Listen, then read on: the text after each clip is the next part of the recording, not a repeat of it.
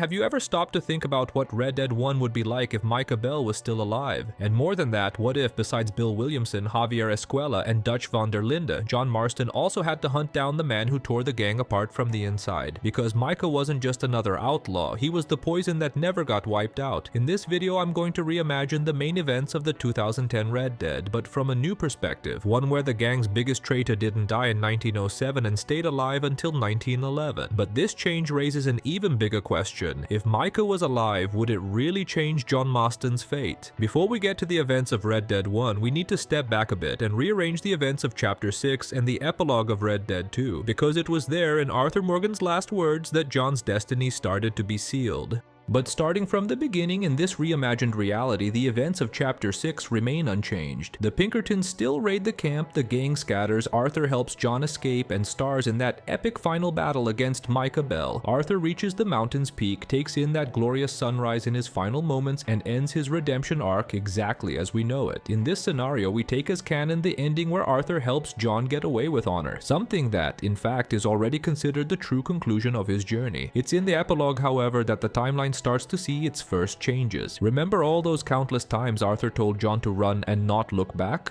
Like I said, John, when the time comes, you go. What about loyalty to everything? You've been loyal. I've been loyal. Look what that cost. You know, all that ever mattered to me was loyalty. It was all I knew. It's all I ever believed in. Well, not anymore, John. Soon, you gotta go. Go. Don't look back.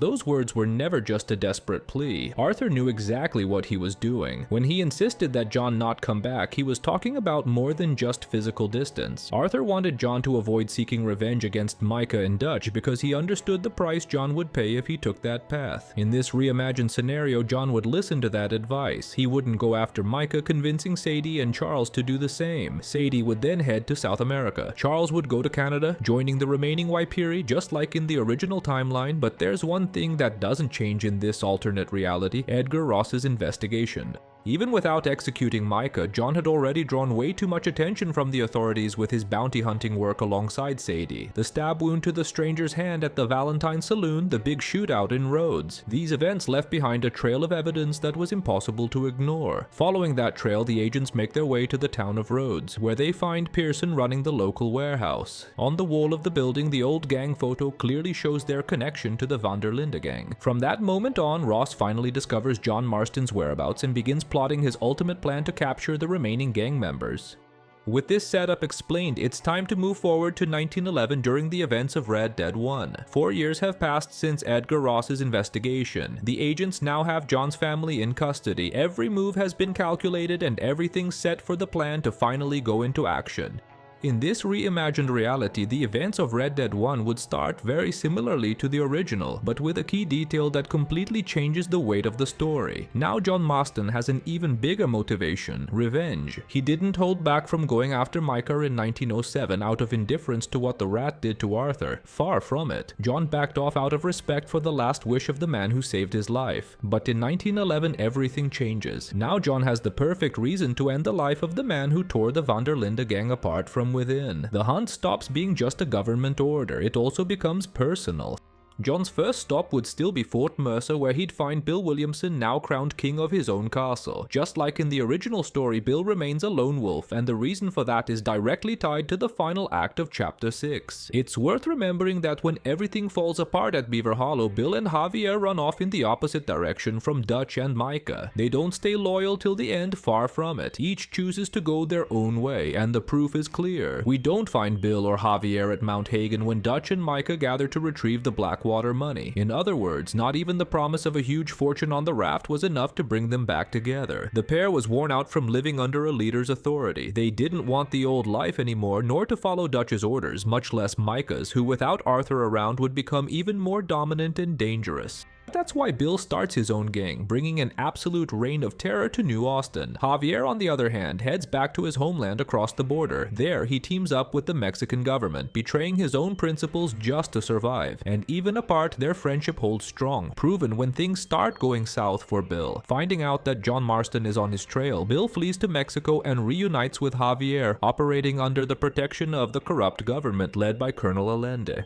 And then that's exactly why in this reimagined reality, I don't believe Bill and Javier's fate would change much at all. They refused to join Micah and Dutch at the most crucial moment in Chapter 6. They completely ignored the duo throughout the entire epilogue, so everything points to that decision staying the same in 1911. With Micah still alive, Bill and Javier's destiny remains intact. Bill would still flee to Mexico and reunite with Javier. Javier would still fall at John's hands during the prison raid, and Bill would still be hiding out in Escalera under Allende's protection, only to be executed alongside the cowardly colonel on the dry roads of Mexico. And this brings us to the final act of Red Dead 1, the moment when the story finally finds its home in the vast Great Plains. This part of the story, unlike the earlier acts, goes through major changes. This is where Dutch van der Linde stops being just a name from the past, and fully takes center stage as the villain and the last big target to be captured. As we see in the epilogue of Red Dead 2, Dutch and Micah teamed up to get back the money from Blackwater, and as the Rat himself tells John, the duo had plans and dreams that would be put into motion during the events of Red Dead 1. In the original timeline, everything shifts with John's arrival. It's at this reunion that Dutch realizes how much he lost and starts to clearly see, albeit too late, all the harm Micah had caused the gang.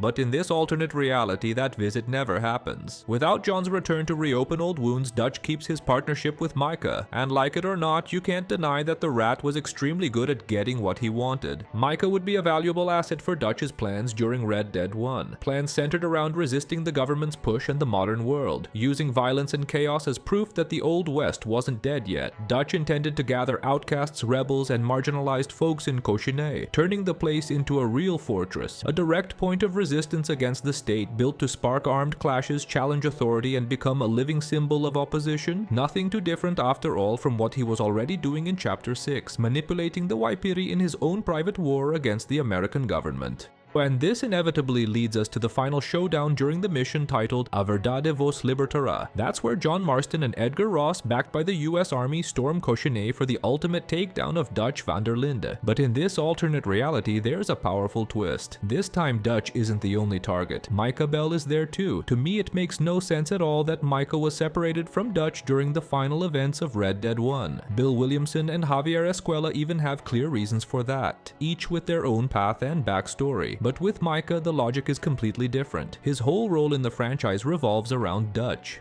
In 1899, everything Micah does is designed to drive Dutch away from the rest of the gang, erode old loyalties, and ultimately have him all to himself. And in this alternate reality, where John never climbed Mount Hagen to kill him, Micah finally achieves that goal. The empire Dutch built among outcast and marginalized rebels now has a right-hand man, a constant advisor, a voice always whispering in the right ear, and that right-hand man goes by the name Micah Bell. So the Cochinet raid carries much more weight. It's not just about capturing a rebel leader or ending an armed uprising. For John, that mission also marks the final encounter with a man who destroyed everything Arthur tried to save. During the confrontation, the dialogue with Micah takes on a different tone. It's not just provocation or hatred, there's a silent settling of scores going on. Micah tries to belittle Arthur, calling him weak, foolish, someone who died believing in things that never really existed. And that's exactly where the emotional weight hits. Because John knows Arthur died believing in him. Every word from Micah hits like a direct insult to the memory of the man who gave his life so John could have a second chance. That hunt stops being just about survival or government control.